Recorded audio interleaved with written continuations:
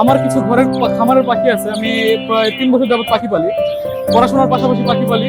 Even আপনার পাখিগুলো ভাল লাগে, এই আমরা হাটের থেকে কিনে নিয়ে যাই। যেগুলো মনে করেন বাড়ে, এগুলো আমরা যেগুলো বাচ্চা হয় আমরা এগুলো হাটে এসে সেল করি। আমার পাখির বয়স, পালার বয়স 3 বছর।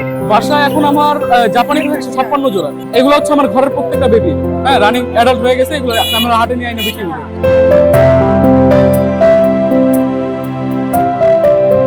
বাসার সবাই সাপোর্ট দেয়, ইভেন আমিও নিজে পালি, খুবই ভালো লাগে। পাখির হাটে প্রায় দীর্ঘ 5-6 বছর ধরে আসতেছি আমি।